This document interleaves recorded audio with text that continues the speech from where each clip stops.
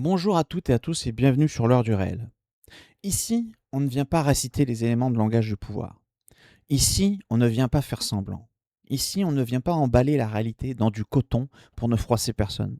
On regarde les faits, on regarde le réel, même quand il dérange, même quand il met mal à l'aise, même quand il casse les discours officiels.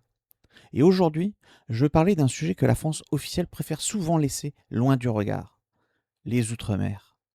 Guadeloupe, Martinique, Guyane, La Réunion, Mayotte, Polynésie française, Nouvelle-Calédonie, Wallis et Futuna, Saint-Martin, Saint-Barthélemy, Saint-Pierre-et-Miquelon.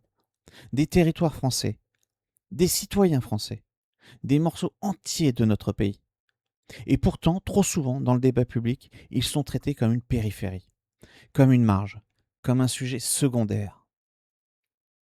La France parle beaucoup de solidarité. Solidarité internationale, solidarité européenne, solidarité migratoire, solidarité avec le monde entier. Très bien. Un pays civilisé peut aider. Un pays solide peut tendre la main. Un pays prospère peut soutenir ceux qui souffrent. Mais un pays peut faire cela sérieusement quand il est lui-même debout, quand son économie tient la route, quand son industrie produit, quand ses finances publiques sont maîtrisées, quand ses hôpitaux fonctionnent, quand son école transmet, quand sa sécurité est assurée partout sur le territoire, quand ses citoyens ne sont pas abandonnés, quand ces territoires ne sont pas laissés en ruine. Or, aujourd'hui, la France n'est plus dans cette situation. Il faut arrêter avec le conte pour enfants, la France est riche, la France peut tout payer, la France peut tout accueillir, la France peut financer toutes les urgences du monde. Non, la France est un grand pays, mais l'État français est fragilisé.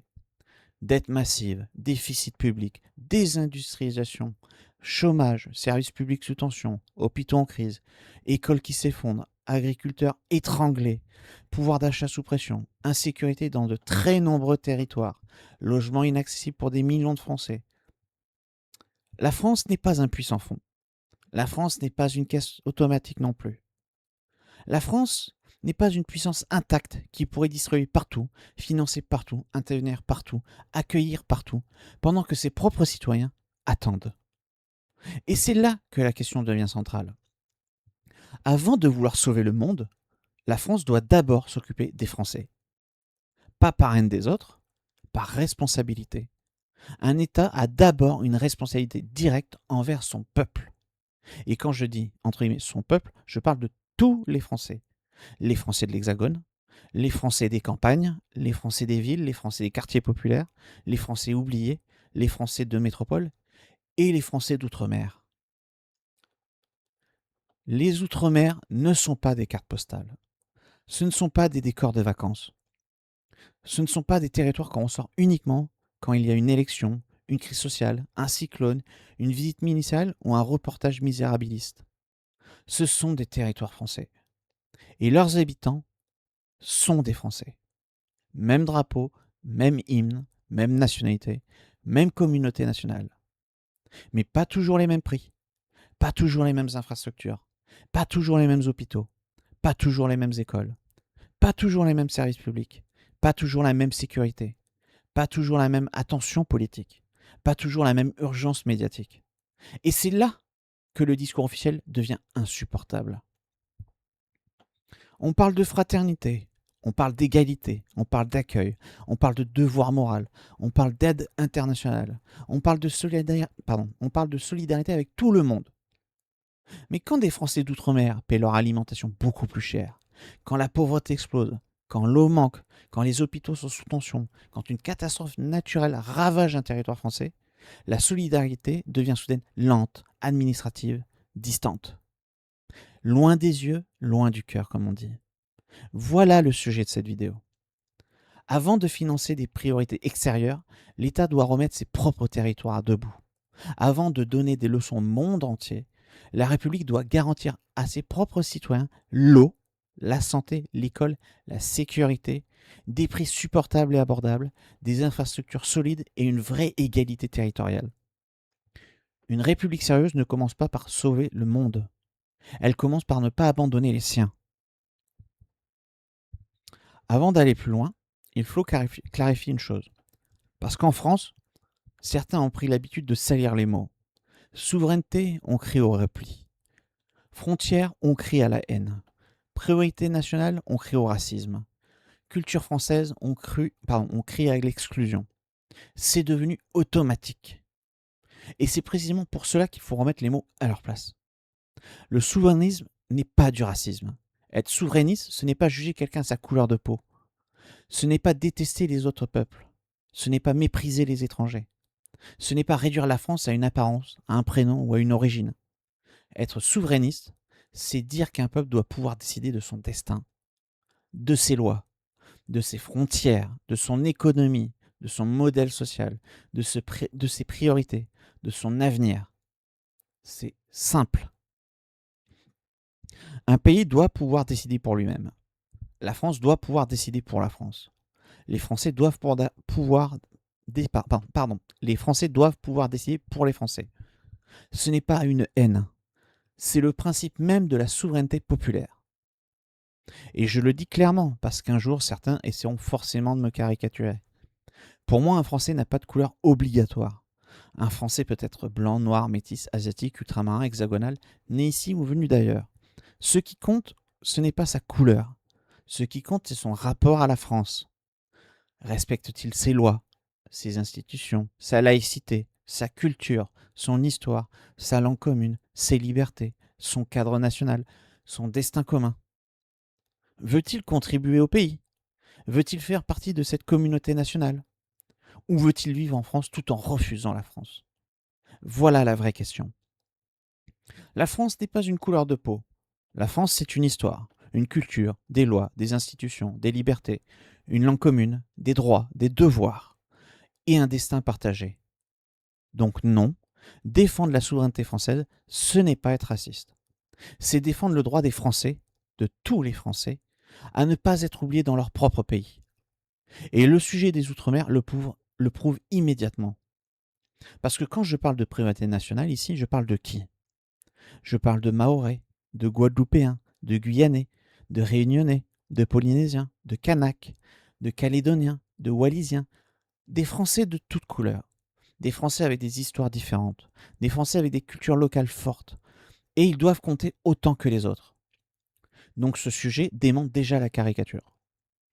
La priorité nationale n'est pas une obsession raciale, c'est un ordre des responsabilités. La vraie fracture n'est pas entre blanc et non blanc. La vraie fracture est entre les Français que le système protège et les Français que le système abandonne. Il faut maintenant dire une autre vérité. On peut être français de toute couleur aujourd'hui, oui, mais cela ne donne à personne le droit de mentir sur l'histoire de France. La France actuelle est une nation politique, historique, culturelle et civique. Elle peut intégrer des citoyens d'origines diverses. Elle peut reconnaître comme français des personnes venues d'horizons différents, dès lors qu'elles adhèrent au pays, respectent ses lois, ses institutions, sa culture, sa laïcité, son histoire et son destin commun. Mais pour intégrer, il faut un socle. Pour transmettre, il faut un héritage. Pour faire nation, il faut une continuité. Et cette continuité existe. Non, la France n'a pas toujours été multiculturelle au sens contemporain du terme. Non, la France n'est pas née de l'immigration récente. Non, la France n'est pas née de l'immigration musulmane contemporaine. Non, la France n'a pas besoin d'effacer son socle historique pour prouver qu'elle n'est pas raciste. Historiquement, la France métropolitaine s'est construite sur un socle européen. Gaulois, celtiques, gallo-romains, francs, puis avec d'autres rapports régionaux et européens. Il y a eu des mouvements de population. Il y a eu des influences. Il y a eu des échanges. Il y a eu des apports. Mais il faut arrêter de mélanger l'immigration ancienne, les échanges régionaux, les apports européens et l'immigration de masse moderne. Ce n'est pas la même chose. Ce n'est pas le même volume. Ce n'est pas la même période. Ce n'est pas le même impact politique et culturel. Le mensonge consiste à dire, puisqu'il y a toujours eu des mouvements de population, alors la France n'a jamais eu de continuité. C'est faux. La France a une continuité historique. La France a une culture. La France a une mémoire. La France a une civilisation. La France a des mœurs. La France a une langue. La France a une manière de faire société. Et ceux qui veulent effacer cela ne défendent pas l'ouverture. Ils organisent l'amnésie. Dire cela ne retire rien aux Français d'aujourd'hui qui ont d'autres origines. Cela ne dit pas qu'ils sont moins français. Cela ne fait pas cela ne fait pas de la biologie. Cela ne distribue pas des certificats de pureté. Cela dit simplement une chose. On peut être français de toutes les couleurs aujourd'hui sans raconter que la France n'a jamais eu de socle historique. La France peut intégrer sans se renier. Elle peut accueillir sans s'effacer. Elle peut reconnaître des citoyens d'origine diverse sans prétendre que son histoire n'a jamais existé. Et c'est justement parce qu'il existe un socle français que l'intégration a un sens. Sinon, on intègre à quoi? À un guichet administratif? À une carte vitale? À un marché du travail? À des allocations? À un territoire sans mémoire? Non. On intègre à une nation, à une histoire, à une langue, à une culture, à des institutions, à des lois, à des libertés, à un destin commun. Les Outre-mer permettent de comprendre cela avec intelligence. Ils ont leur culture locale, leur histoire, leurs blessures, leur mémoire, leur langue, leur tradition, leur identité. Mais ils font partie de la France. Ils n'ont pas besoin d'être identiques à l'Hexagone pour être français. Mais la République, elle, doit les traiter comme des Français. Pas comme des territoires secondaires, pas comme des morceaux de cartes, pas comme une périphérie oubliée. On parle souvent de dom-tom dans le langage courant. Tout le monde comprend le terme. Mais aujourd'hui, le mot le plus juste, c'est outre-mer. Et les outre-mer, ce n'est pas un bloc uniforme. Certains territoires sont des départements ou régions d'outre-mer. D'autres sont des collectivités d'outre-mer. Certains ont un statut plus autonome. D'autres relèvent davantage du droit commun. La Guadeloupe, la Martinique, la Guyane et la Réunion sont devenus des départements français en 1946. Mayotte est devenu département français plus récemment. La Polynésie française, Wallis et Futuna, Saint-Pierre-et-Miquelon, Saint-Barthélemy, Saint-Martin ont des statuts spécifiques. La Nouvelle-Calédonie a une trajectoire institutionnelle particulière, liée à son histoire et aux accords politiques. Mais au-delà des statuts, une réalité demeure. Ces territoires font partie de l'ensemble français. La Guadeloupe, c'est la France. La Martinique, c'est la France. La Guyane, c'est la France. La Réunion, c'est la France. Mayotte, c'est la France. La Polynésie française, c'est la France. Wallis et Futuna, Saint-Martin, Saint-Barthélemy, Saint-Pierre-et-Miquelon, ce sont des territoires français. Et ces territoires donnent à la France une présence immense dans l'Atlantique, dans l'océan Indien, dans le Pacifique, dans les Caraïbes, en Amérique du Sud. Ils donnent à la France une profondeur maritime, stratégique, culturelle et géopolitique considérable. Sans les Outre-mer, la France ne serait pas la même puissance mondiale. Et pourtant, dans le débat hexagonal, on les traite trop souvent comme une marge. On en parle quand il y a un cyclone, quand il y a une émeute, quand il y a une crise de l'eau, quand il y a une visite présidentielle, quand il y a une promesse électorale. Puis on passe à autre chose. C'est ça le scandale. La République profite de leur présence stratégique, elle profite de leur zone maritime, elle profite de leur poids géopolitique, elle profite de leur image, mais elle ne leur garantit pas toujours l'égalité réelle. C'est cela qu'il faut regarder. Pas les slogans, pas les discours, mais les faits. Les Outre-mer ne sont pas tombés du ciel. Une partie de ces territoires est liée à l'histoire coloniale française, et parfois à l'histoire de l'esclavage, aux conquêtes, aux rapports de domination, aux économies imposées, aux structures sociales et économiques héritées. Il faut le dire. Coloniser un peuple, ce n'est pas un détail. Ce n'est pas neutre, ce n'est pas romantique. Ce n'est pas seulement une grande aventure maritime. Cela a aussi été de la dépossession, de la violence, de la domination, de l'exploitation. La vérité ne doit pas être à géométrie variable. Quand le passé est lourd, il faut le dire. Quand la France a fait de grandes choses, il faut le dire aussi. Mais sur les Outre-mer, il serait malhonnête de parler de la situation actuelle sans parler de l'histoire. Certains territoires ont été organisés dans une logique de dépendance. Dépendance commerciale, dépendance aux importations, dépendance à des productions spécifiques, dépendance à des circuits économiques contrôlés par peu d'acteurs. Et certaines traces existent encore aujourd'hui, dans la structure économique, dans la dépendance alimentaire, dans la concentration, dans la vie chère, dans le sentiment d'abandon. Maintenant, Reconnaître cela ne veut pas dire passer son temps à s'excuser. La repentance permanente ne construit rien. Les discours de culpabilité ne remplissent pas les assiettes. Les cérémonies ne baissent pas les prix. Les grandes phrases ne réparent pas les hôpitaux. Les leçons de morale ne donnent pas de l'eau potable partout. La vraie réparation, elle est concrète. Des routes, des écoles, des hôpitaux, de l'eau, de l'énergie, de la sécurité, des prix supportables et abordables, des emplois, une production locale, c'est très important, des infrastructures solides, une vraie continuité territoriale. Voilà ce que la République doit aux Outre-mer. Pas des discours, des actes. Assumer le passé, oui, mais surtout agir dans le présent. Maintenant, regardons le réel. La pauvreté dans les Outre-mer n'est pas une impression. Elle est documentée. La grande pauvreté y est beaucoup plus fréquente que dans l'Hexagone. Dans certains territoires, les taux de pauvreté sont considérables. Mayotte, Guyane, La Réunion, Guadeloupe, Martinique. Les situations ne sont pas identiques, mais la tendance est claire. Les Outre-mer concentrent une pauvreté beaucoup plus forte que la métropole.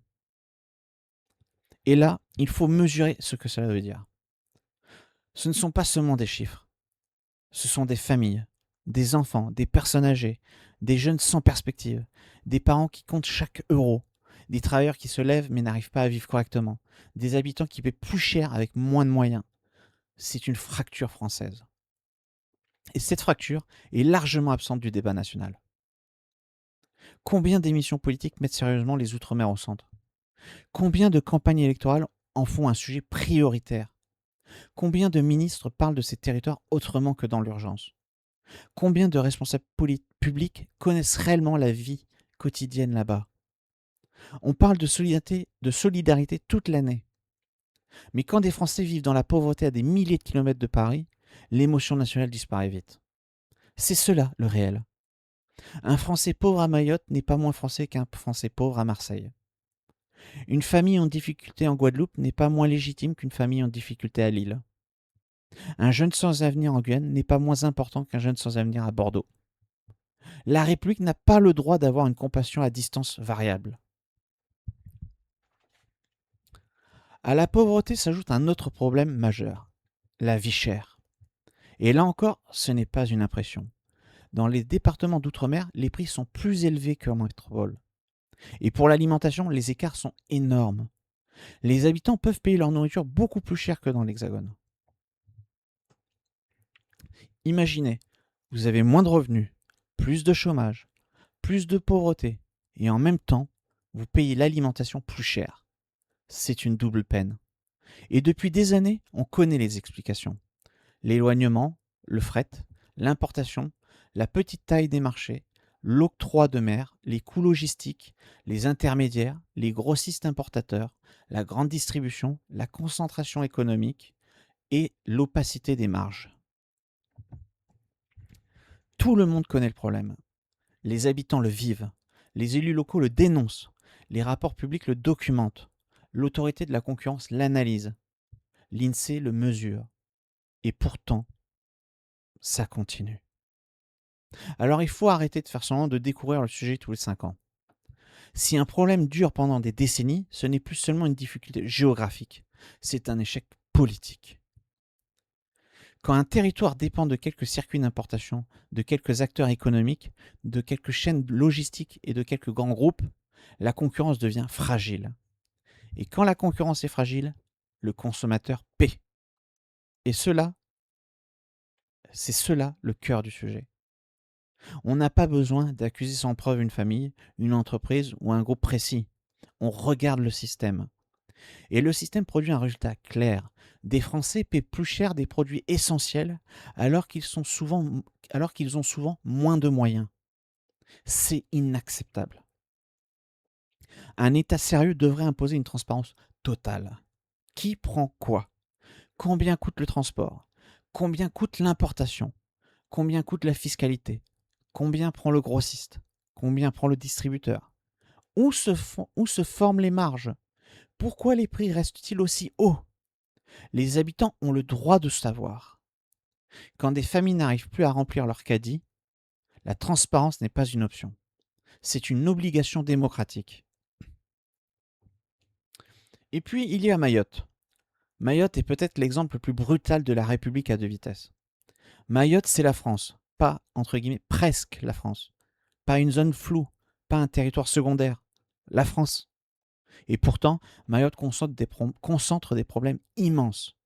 Pauvreté massive, pression démographique, immigration régionale massive, insécurité, crise de l'eau, habitat précaire, système de santé très fragile, école en difficulté, tension sociale.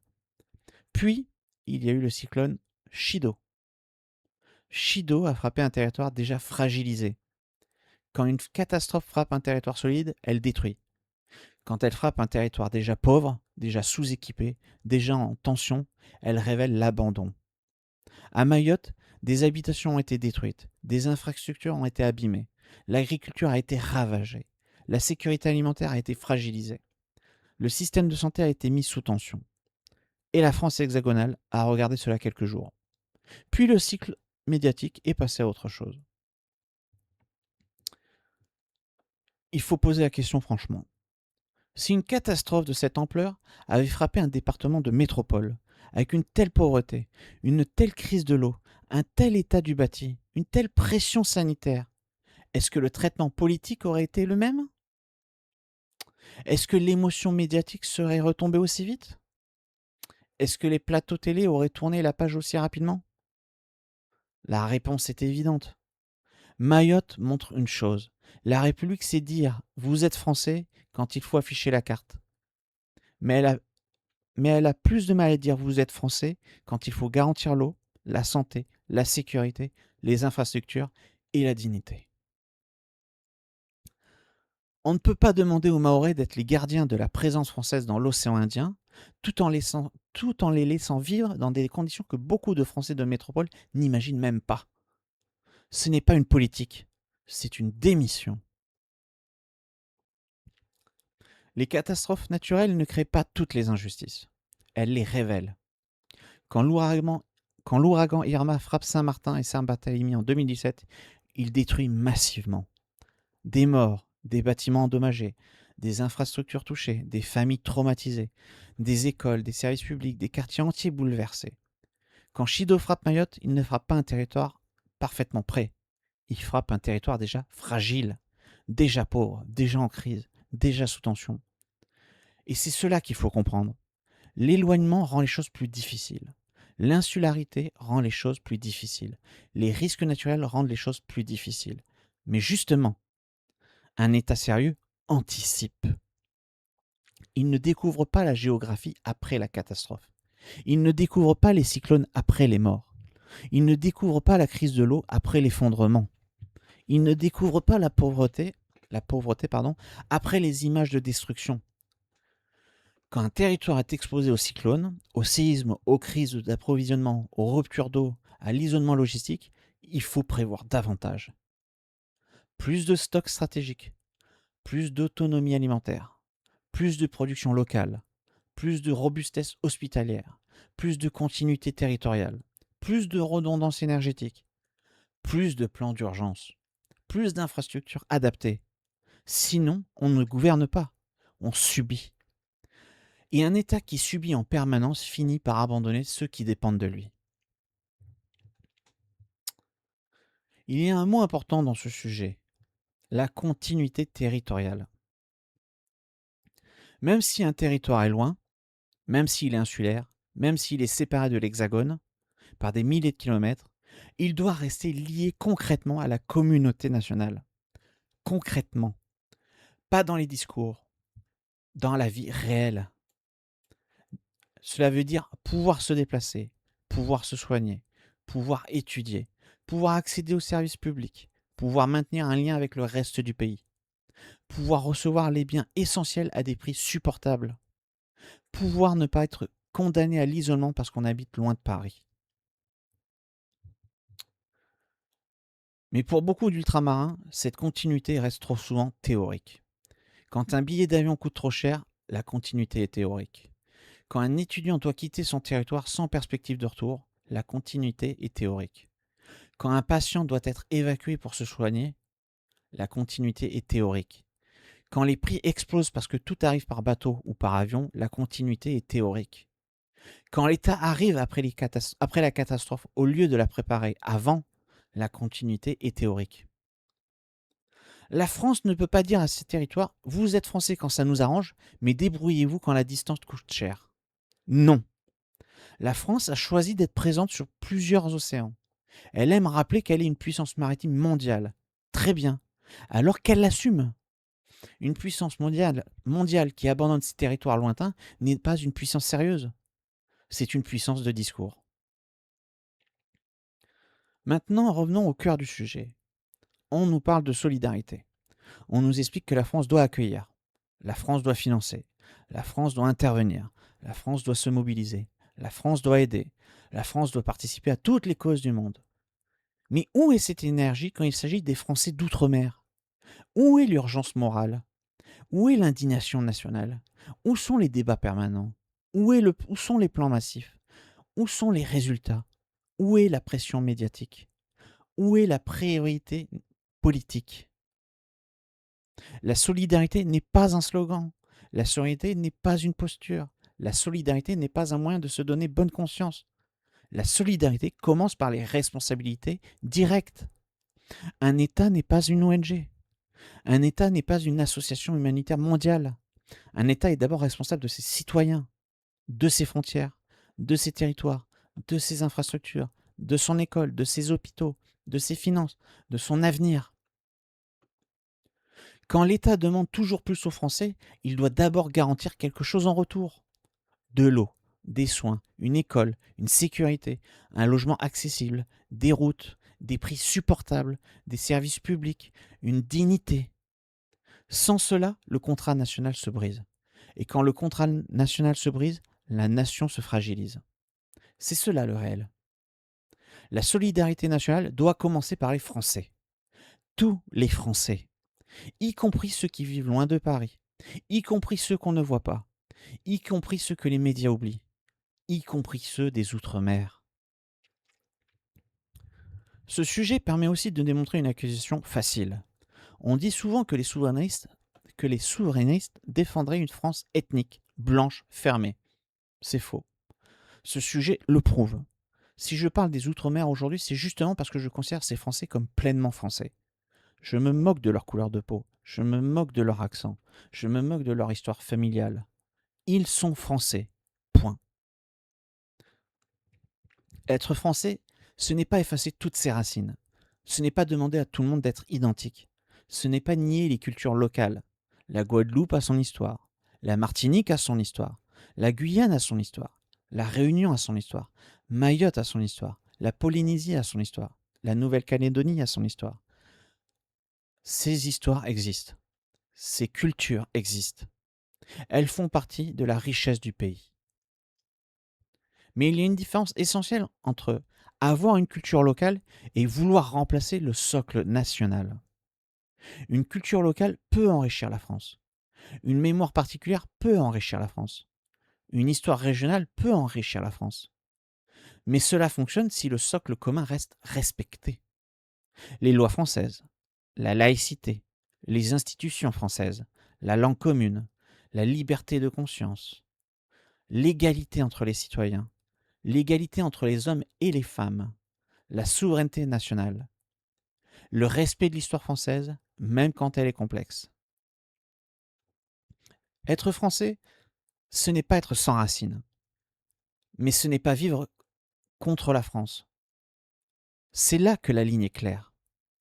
Quelqu'un qui vient d'ailleurs, ou dont les parents viennent d'ailleurs, mais qui respecte la France, ses lois, sa culture, sa laïcité, ses institutions, et veut contribuer au pays, fait partie de la communauté nationale. Quelqu'un qui vit ici, mais méprise la France, refuse ses lois, combat ses mœurs, rejette ses institutions, et veut imposer un autre modèle contre le socle commun, pose un problème politique. Ce problème n'est pas racial, il est civique, il est culturel, il est national. Le souverainisme n'est donc pas une obsession de la couleur, c'est une exigence d'appartenance, de loyauté, de cohérence, de respect du pays.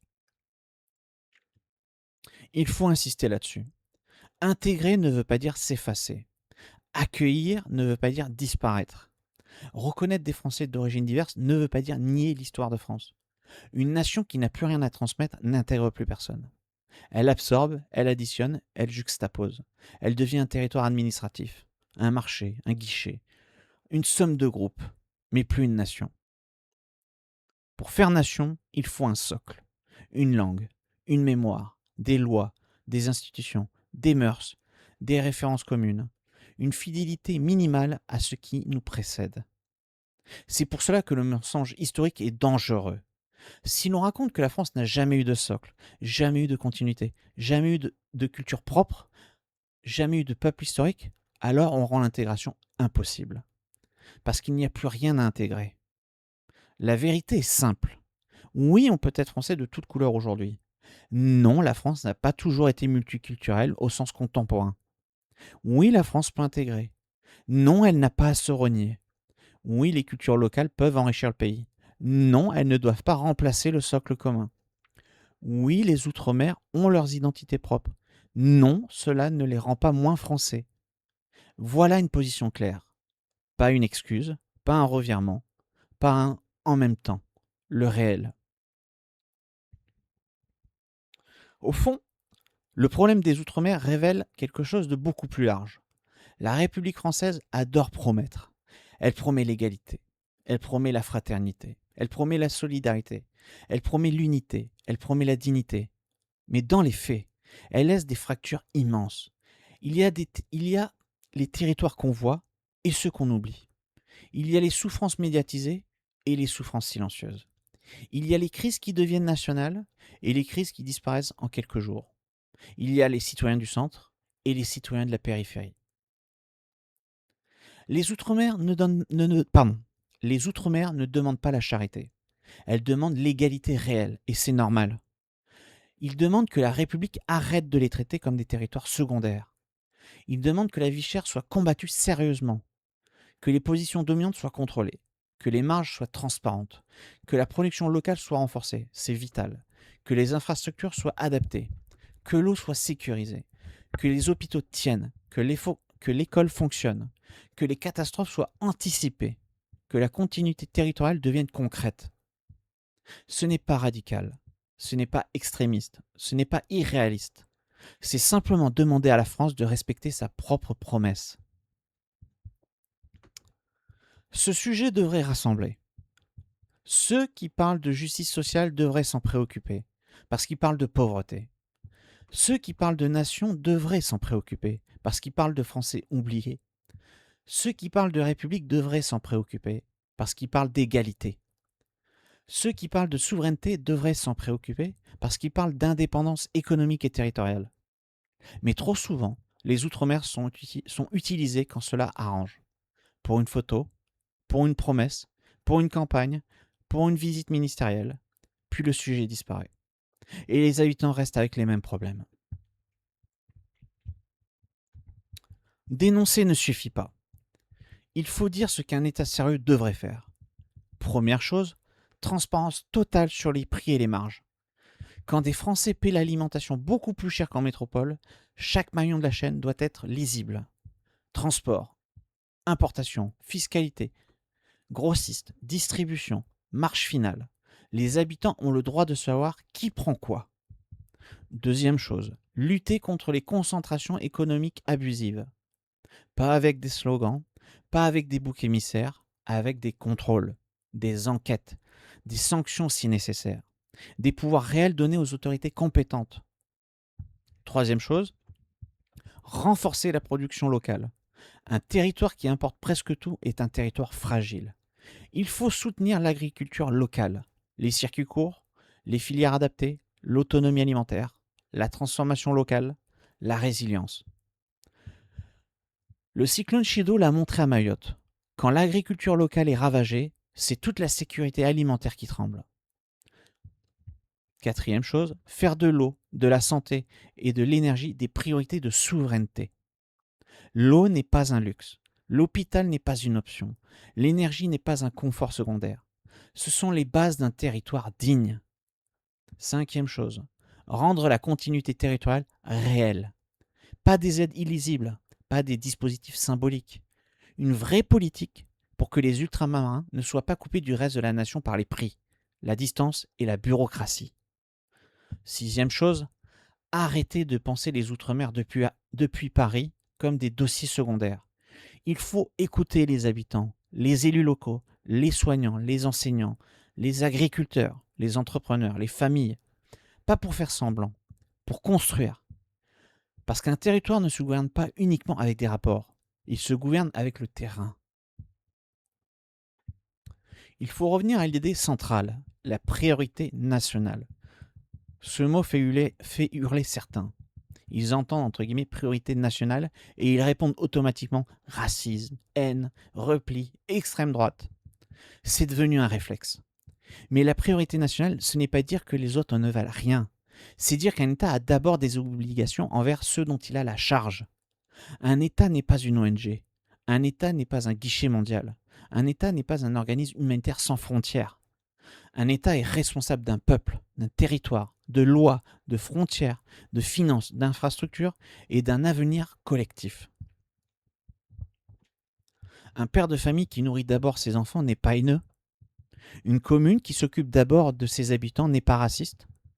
Un pays qui protège d'abord ses citoyens n'est pas immoral. C'est l'ordre normal des responsabilités. Et les Outre-mer montrent la vérité de cette idée. Parce que les Français d'Outre-mer sont français, souvent non blancs, souvent porteurs d'histoires différentes, souvent issus de territoires marqués par la colonisation, l'esclavage, l'éloignement, les cultures locales. Et pourtant, ils doivent être défendus comme tous les autres Français. Donc la priorité nationale n'est pas une question de couleur, c'est une question de responsabilité politique. La France doit d'abord s'occuper des Français, tous les Français. Et parmi eux, les Français d'outre-mer qui ont été trop longtemps relégués au second plan.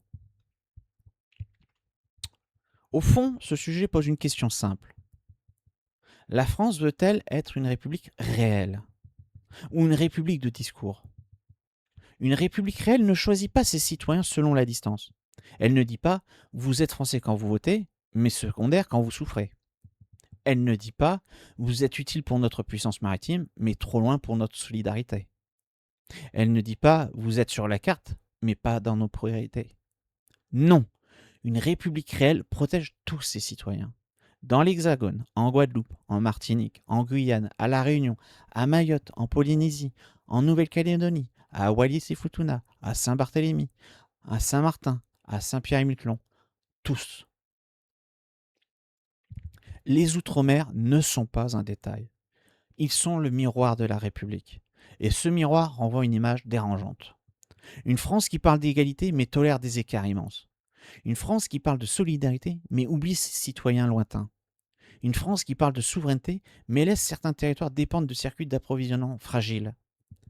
Une France qui parle de fraternité mais laisse des familles payer leur nourriture beaucoup plus cher que dans l'Hexagone. Une France qui parle de puissance mondiale mais peine à garantir l'eau, la santé, la sécurité et la dignité dans certains de ses propres territoires. Alors oui, il faut le dire clairement. Avant de donner des leçons au monde entier, la France doit tenir sa promesse envers tous les Français. Avant de financer partout, elle doit réparer chez elle. Avant de parler de solidarité universelle, elle doit assumer la solidarité nationale. Avant de prétendre sauver les autres, elle doit cesser d'abandonner les siens. Les Français d'outre-mer ne demandent pas un privilège. Ils demandent que les mots liberté, égalité, fraternité ne s'arrêtent pas aux frontières de l'Hexagone. C'était l'heure du réel. Ici, on ne fuit pas les sujets parce qu'ils dérangent. On les regarde parce qu'ils sont nécessaires. Si cette vidéo vous a fait réfléchir, partagez-la. Si vous pensez que les Français d'outre-mer méritent mieux que l'oubli, dites-le. Et si vous voulez soutenir ce travail, pensez à vous abonner à la chaîne. Merci. Le réel ne choisit pas de camp. Il est ce qu'il est. Et parfois il dérange. Merci à tous et au revoir.